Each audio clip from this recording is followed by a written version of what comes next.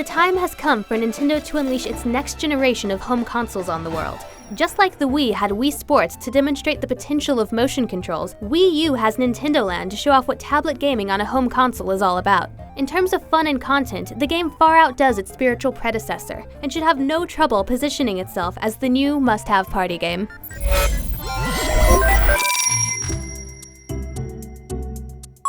Welcome to Nintendo Land. I am Monita, your park guide.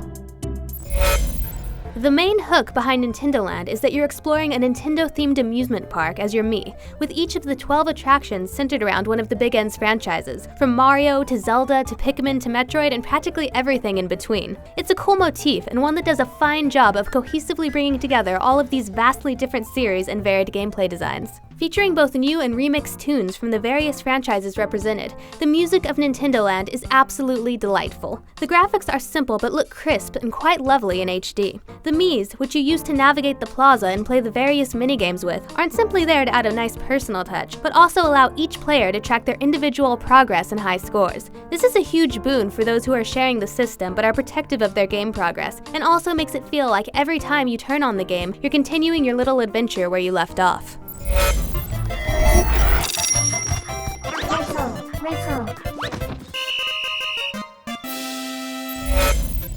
Nintendo Land offers 12 different attractions, and the remarkable thing is that the game is just as fun alone as it is with a partner or a group of friends. 9 of the mini-games can be played by yourself, 6 allow for up to 5 players, and all of them can be played competitively in the Attraction Tour, where you play a selection of the attractions for a specified amount of time. A lot of the multiplayer games rely on the idea that one person exclusively looks at the gamepad, while the other players focus on the television and use Wii remotes. In Luigi's Ghost Mansion, for example, the gamepad player controls a ghost the other players can't see, and it's up to them to chase down their friends' ghost-busting Miis before their health is sucked down to 0. It requires the non-gamepad players to talk and coordinate, and the tablet user to be a bit sneaky. No matter which controller you're using, it's a ton of fun.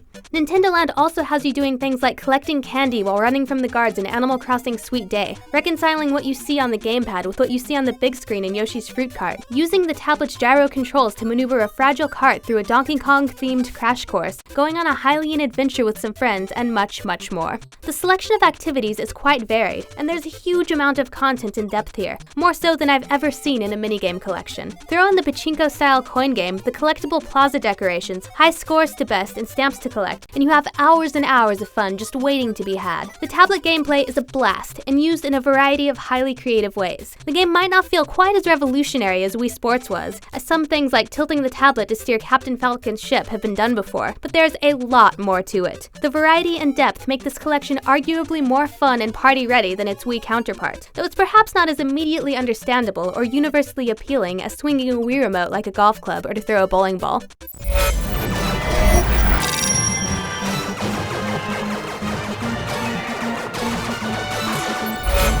Though it probably won't blow your mind or get your grandparents gaming quite as effectively as Wii Sports, Nintendo Land is a deep, content-heavy minigame collection that's guaranteed to liven up any party, family function, or night in.